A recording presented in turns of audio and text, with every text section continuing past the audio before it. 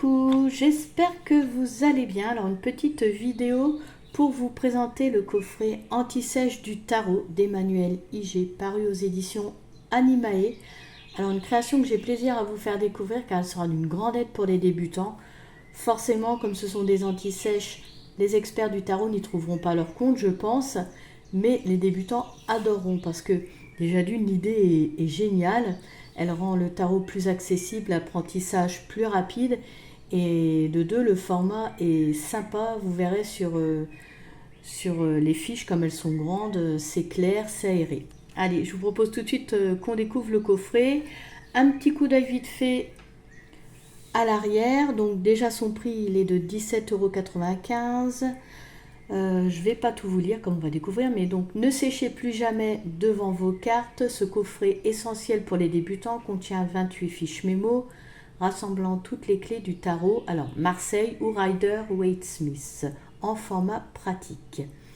Ensuite, on a un petit mot sur Emmanuel Iger, donc qui est l'auteur de nombreux livres sur le tarot.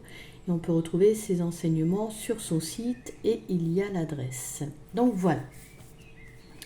Alors, pour ouvrir le coffret, il s'ouvre sur le côté, c'est aimanté.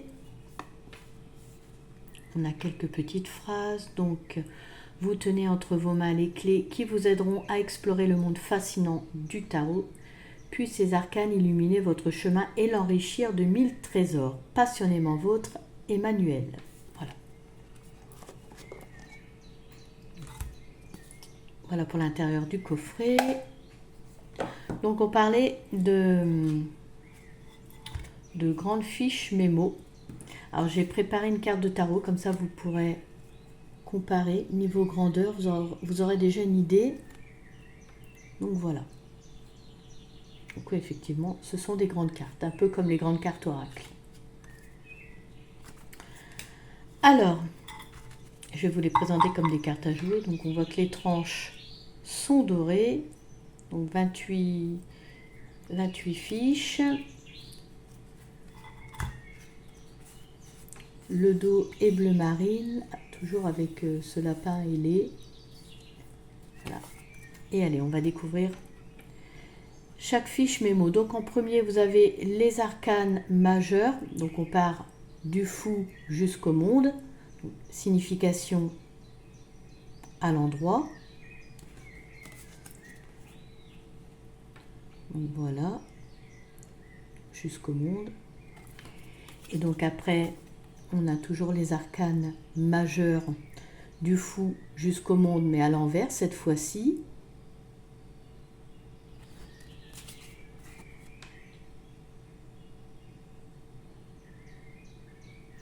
Donc si vous voulez tout lire, hop, je prends la pause 2 secondes, comme ça vous pouvez faire pause et lire si vous le souhaitez. Ensuite, on arrive aux arcanes mineurs. Donc il y a 4 suites. En premier, nous avons les bâtons. Donc de l'As jusqu'au 10. Alors même système. En premier, les cartes à l'endroit. Ensuite, les cartes à l'envers. On arrive aux coupes. Donc en premier à l'endroit. Ensuite à l'envers.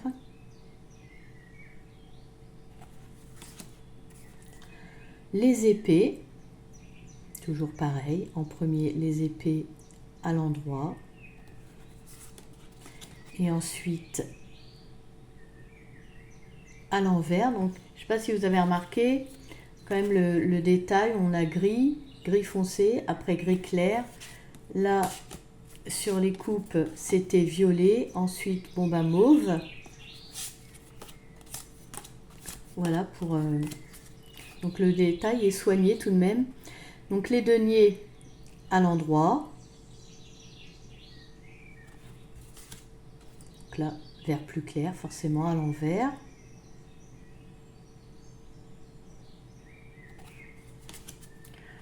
Ensuite, donc les arcanes mineurs, donc là nous sommes sur les cartes de cour à l'endroit. Donc elle va nous donner les significations donc, du valet, cavalier, reine et roi.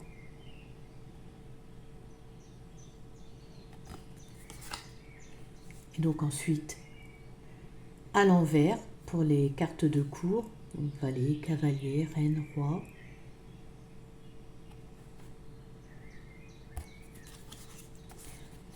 Après, donc là, on est sur la signification des éléments, donc ce que signifient les bâtons, les coupes, les épées, les deniers.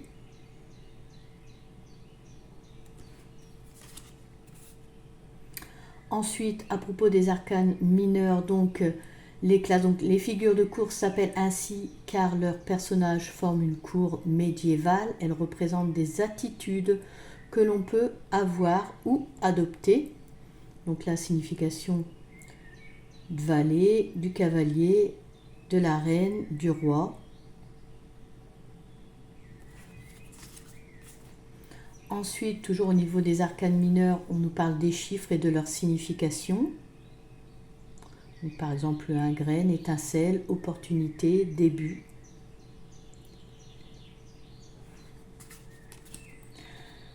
Ensuite, là, on a un tableau qui est très sympa, où on a la correspondance des arcanes mineurs avec les éléments. Donc, par exemple, on va prendre pour les coupes. Ici, par exemple, au niveau du temps, à représenter les mois. Là, l'épée, les semaines. On a les correspondances avec les signes du zodiaque.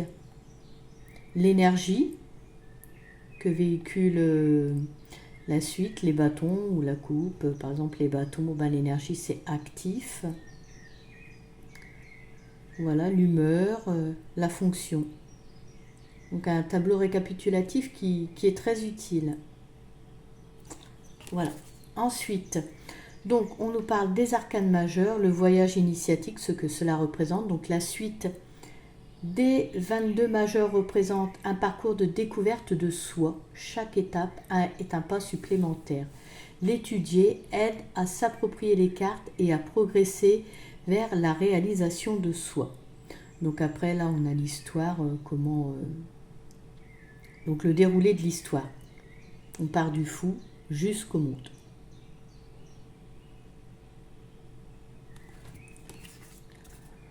Et ensuite, donc là on en vient à quelques cartes de tirage. Donc le tirage à 3 cartes. Donc en premier, elle nous met le passé, présent, futur, mais il y a d'autres possibilités. Et donc elle vous les met ici, comme par exemple toi, moi, nous, ou sinon ça peut être force, faiblesse, conseil, ou sinon à commencer, à arrêter, à continuer. Donc voilà, différents tirages à 3 cartes.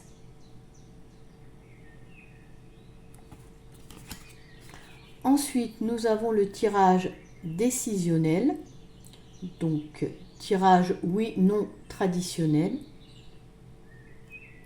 Donc choisissez l'as qui correspond le mieux à votre question, bâton pour l'action, coupe pour l'amour, épée s'il y a lutte ou besoin de trancher, denier pour l'argent. Tirez cette carte au hasard et ajoutez-y 7 as, puis mélangez les 8 cartes obtenues, disposez-les de cette façon. Voilà. L'emplacement où sont votre as et la réponse à la question. Donc 1 et 2, oui. 3 et 4, bientôt. 5 et 6, plus tard. Et 7 et 8, non. Voilà. Le reste du tirage dit pourquoi ainsi. Donc le 1 et le 2, ce qui va dans votre sens. Le 3 et 4, ce qui peut accélérer les choses. Alors le 5 et 6, ce qui peut les retarder. Et le 7 et 8, ce qui va contre vous. Ensuite, tirage de choix. Donc là en bas. Donc le 1 représente mon besoin. La carte 2, choix A. La carte 3, ce qu'il peut m'apporter. La carte 4, le choix B. La carte 5, ce qu'il peut m'apporter. Et la carte 6, pour finir, le conseil. Voilà. Ensuite, le tirage de la croix celtique. Donc, il s'utilise avec le jeu complet et il est particulièrement bien adapté pour les questions d'ordre général, pour faire le point sur sa vie et savoir dans quelle direction faire porter ses efforts. Voilà. Donc vous voyez l'emplacement des cartes. Donc la carte numéro 1, moi en général. La carte numéro 2, problème ou défi ou entrave. La carte 3, d'où je viens en général. La carte 4, où je vais en général. La carte 5, but conscient. La carte 6, enjeu inconscient. La carte 7, moi ici et maintenant. La carte 8, mon entourage. La carte 9, espoir et crainte. Et 10, futur à court terme ou conseil. Voilà. Ensuite, le tirage en croix. Donc, il s'utilise en général avec les arcanes majeurs du tarot de Marseille, car il est conçu pour pour traiter de questions profondes, générales et spirituelles. Attention, il sera par conséquent peu adapté aux questions oui, non, ainsi qu'aux questions de choix. Voilà. Donc la carte 1, ce qui va dans votre sens, donc le positif pour vous dans la situation. La carte numéro 2, ce qui va contre vous, le négatif, ce dont vous devez vous méfier. La carte numéro 3, ce qui est réellement, donc la situation objective. La carte numéro 4, l'issue, comment la situation va évoluer. Ensuite, la carte 5, la synthèse se calcule en additionnant puis en réduisant les chiffres des autres cartes. Par exemple, 1 plus 3 plus 6 plus 4 égale 14. Donc après, vous réduisez 1 plus 4 égale 5. Elle représente la signification profonde de la situation ou la leçon à en tirer. Et ensuite, donc si vous préférez faire un tirage avec le jeu complet, les valeurs des cartes de cours sont les suivantes. Donc le valet ici 11, le cavalier 12, la reine 13 et le roi 14. Voilà. Ensuite, donc nous avons le tirage travail. Donc quel métier faire? Donc la carte, donc là ici, moi et mon travail pour les cartes du bas. Moi, c'est la carte du haut, en bas, mon travail. Donc la carte numéro 1, c'est mon talent principal. La carte numéro 2, ce que j'ai à donner. La carte numéro 3, ce que je veux recevoir. Et la carte numéro 4, ce que je préfère éviter. Mon travail, donc la carte 5, dans quel domaine. La carte 6, avec qui. Et la carte 7, pourquoi faire. Ensuite, nous avons au niveau de l'évolution professionnelle, donc la carte 1, moi au travail. La carte 2, point fort. La carte 3, point à améliorer. La carte 4, de quoi ai-je besoin pour m'épanouir au travail. La carte 5, évolution de ma carrière. Et la carte 6, le conseil. Voilà pour ce tirage. Ensuite, tirage amour. Donc rencontrer quelqu'un, le point sur une relation. Donc ici, la carte numéro 1 va signifier mon besoin en amour. La carte numéro 2, mon passé amoureux. La carte 3, ce vers quoi je vais en amour. La carte 4, ce que j'ai à modifier aujourd'hui. Et la carte 5, comment provoquer la rencontre. Pour le deuxième tirage, donc le point sur une relation. Donc la carte 1 représente moi. La carte 2, l'autre. 3, mes besoins. La carte 4, ses besoins ou intentions. La carte 5, notre relation. La carte 6, l'issue. Et la carte 7, le conseil. Voilà. Ensuite, on a une carte sur comment réussir son tirage. Donc, poser la question, donc poser de façon claire. Choisir son tirage en deux. Donc, sélectionner un tirage qui semble adapté ou le créer soi-même. Tout ça, je ne vais pas tout vous lire non plus. Comme ça, si vous achetez le coffret, vous aurez quand même des choses à découvrir. Donc, en 3, définir sa technique. En 4, tirer les cartes. En 5, lire les cartes. Et 6, répondre à la question. Voilà. Bon, après, je dis vous laissez découvrir, mais après, vous pouvez faire pause. Et donc, du coup, vous pouvez tout lire si cela vous intéresse. Donc ensuite, avant-dernière carte. Donc là, on a 20 questions inspirantes à poser au tarot. Donc entre autres, où en suis-je dans mon évolution? Quelles sont mes priorités aujourd'hui? Quel est mon talent personnel? Que me disent mes guides? Quelles peurs me retiennent? Comment prendre ma place? Comment prendre soin de moi? de quoi puis-je me délester, etc. Voilà. Il est écrit en bas, une fois que votre question est choisie, vous pouvez la traiter avec un tirage traditionnel ou vous construire un tirage sur mesure avec les emplacements qui vous paraissent pertinents. Voilà. Et enfin, la dernière carte, emplacement pour construire son tirage. Donc pour chaque tirage, on détermine un emplacement pour chaque carte et on définit à l'avance ce que chaque emplacement va représenter. Alors quelqu'un, une situation, un sentiment, un blocage, un levier. C'est vrai que c'est important. Donc là aussi on voit sur les thématiques donc généraux, relationnels, inconscient, spiritualité. Alors par exemple pour spiritualité, ma mission, ma valeur, mon talent, mon apport au monde, ce que me dit mon enfant intérieur, ce dont il a besoin, le message du tarot, de mes guides, de mes ancêtres. Voilà. Donc moi en tout cas je trouve que c'est pour ça que je l'ai présenté, que c'est un petit coffret, pas trop cher et qui peut vraiment aider les débutants. Voilà. Eh bien écoutez, cette vidéo touche à sa fin, j'espère qu'elle vous aura plu. N'hésitez pas à liker, à me faire part de vos ressentis en ce qui concerne ce coffret d'anti-sèche. Je vous invite également à vous abonner si ce n'est pas fait et à activer la cloche pour recevoir toutes les notifications et ne pas rater mes prochaines vidéos.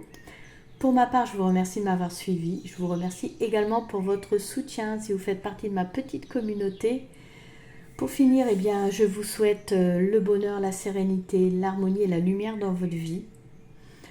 Prenez soin de vous et je vous dis à bientôt.